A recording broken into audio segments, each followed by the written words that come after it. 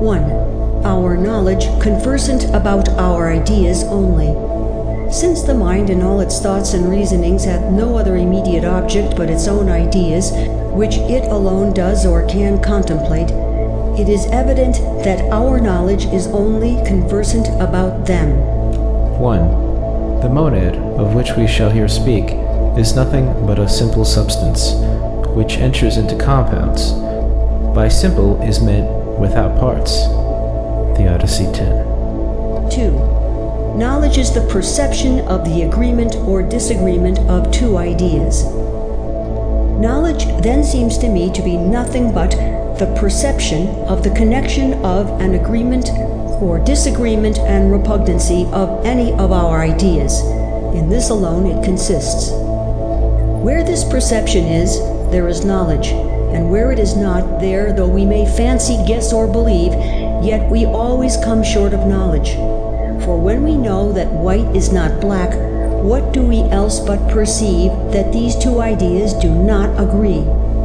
When we possess ourselves with the utmost security of the demonstration that the three angles of a triangle are equal to two right ones, what do we more but perceive that equality to two right ones does necessarily agree to and is inseparable from the three angles of a triangle? 2. And there must be simple substances, since there are compounds, for a compound is nothing but a collection or aggregatum of simple things. 3. This agreement or disagreement may be any of four sorts, but to understand a little more distinctly wherein this agreement or disagreement consists, I think we may reduce it all to these four sorts. 1. Identity or diversity. 2. Relation. 3. Coexistence or necessary connection. 4. Real existence. 3. Now, where there are no parts, there can be neither extension, nor form, nor divisibility. These monads are real atoms of nature, and, in a word, the elements of things. 4. First, of identity or diversity in ideas. First, as to the first sort of agreement or disagreement, namely, identity or diversity. It is the first act of the mind, when it has any sentiments or ideas at all, to perceive its ideas, and so far as it perceives them, to know each what it is, and thereby also to perceive their difference, and that one is not another. This is so absolutely necessary that without it there could be no knowledge, no reasoning, no imagination, no distinct thoughts at all. By this the mind clearly and infallibly perceives each idea to agree with itself, and to be what it is, and all distinct ideas to disagree, that is, the one not to be the other. And this it does without pains, labor, or deduction, but at first view, by its natural power of perception and distinction. And though men of art have reduced this into those general rules, what is, and it is impossible for the same thing to be and not to be, for ready application in all cases, wherein there may be occasion to reflect on it. Yet it is certain that the first exercise of this faculty is about particular ideas. A man infallibly knows, as soon as ever he has them in his mind, that the ideas he calls white and round are the very ideas they are, and that they are not other ideas which he calls red or square. Nor can any maxim or proposition in the world make him know it clearer or surer than he did before, and without any such general rule. 4. No dissolution of these elements need be feared, and there is no conceivable way in which a simple substance can be destroyed by natural means.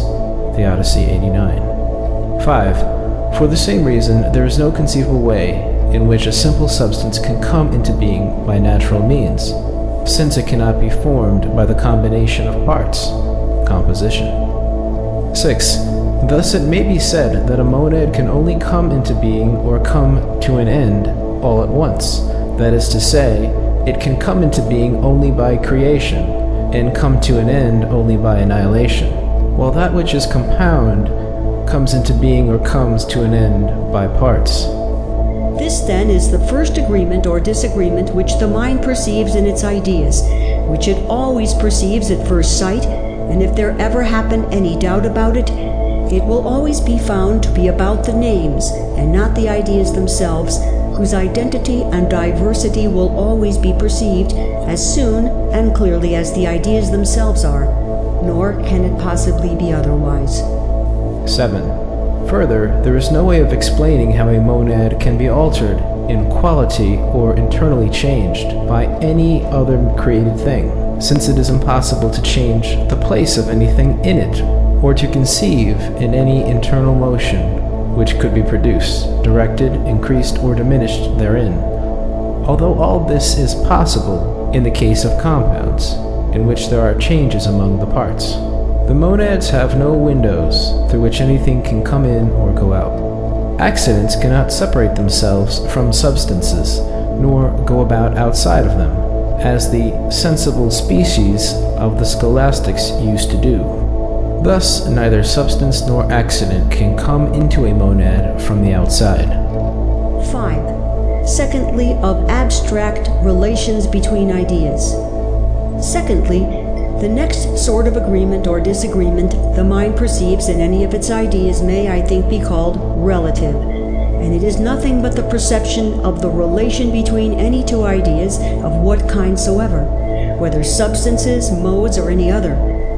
For since all distinct ideas must eternally be known not to be the same, and so be universally and constantly denied one of another, there could be no room for any positive knowledge at all if we could not perceive any relation between our ideas, and find out the agreement or disagreement that they have with another, in several ways the mind takes of comparing them. 8. Yet the monads must have some qualities, otherwise they could not even be existing things. And if simple substances did not differ in quality, there would be absolutely no means of perceiving any change in things. For what is in the compound can come only from the simple elements it contains, and the monads, if they had no qualities, would be indistinguishable from one another, since they do not differ in quantity. Consequently, space being a plenum, each part of space would always receive, in any motion, exactly the equivalent of what it already had, and no one state of things would be discernible from another. 6. Thirdly, of their necessary coexistence in substances.